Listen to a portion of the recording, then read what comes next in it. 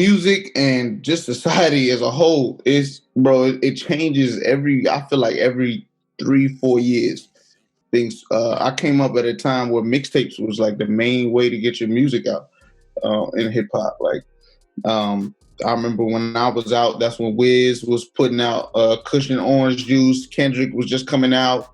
ASAP Rocky, Mac Miller. You know, it was that way. People were and doing a lot of more classic hip hop sounding stuff. You know what I'm saying?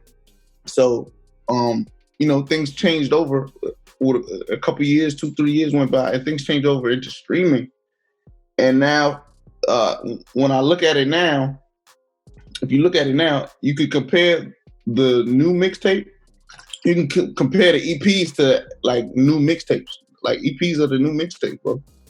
Because it's so much with social media, with, you know, SoundCloud, Instagram, all kind of stuff. There's stuff coming at you rapidly. So it was like we kind of had to, as new artists, we had to condense. You know what I'm saying? And EP is a great way of, you know, putting yourself out there, being concise, and just, you know,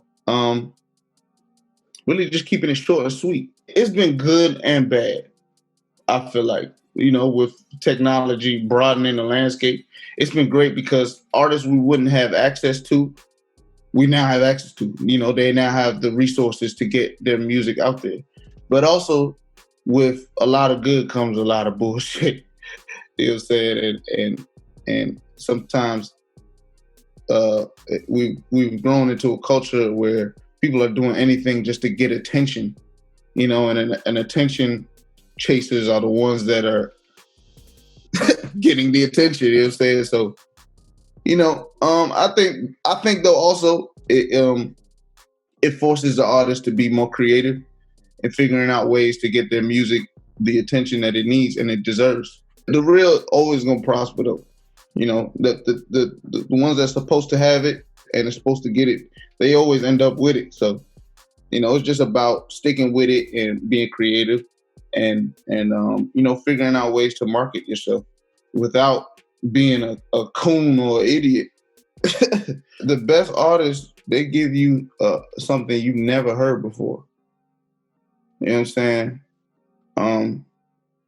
With me, I feel like, of course, I'm from hip hop culture. I'm from the hip hop R&B culture, and so that's what my soul is. But just as an artist and as a creator, I have an appreciation for a wide range of music, and I just want to experiment and make stuff that, you know, people have never heard before.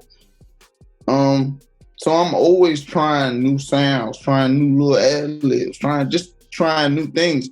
Just because as a creator, you know, it tugs at my soul to like, yo, I just want to, let me hear how this sounds.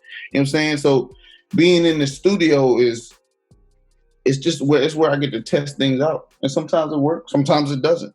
But I have to do that for myself, or because I don't want to have no regret about anything. I don't want to have any feeling like, man, we should have did this, or man, I should have put this out to see how people would have reacted to that.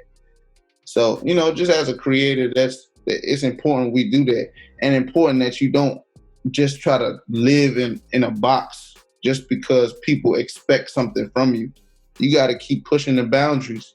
808s and Heartbreak. I remember when that came out, when Kanye put out 808s and Heartbreak. There was backlash. He was like, why is this man singing? What is he doing? Auto-tune singing, like, bro, rap, bro. Look at it now, bro. That joint was ahead of its time. That's what everyone's doing that. Everybody, we're all doing it. So, you know, it's important for artists to keep pushing the boundaries of, you know, the boxes that people put them in. Like, don't live in no box, man. Try what you want to try. You never know.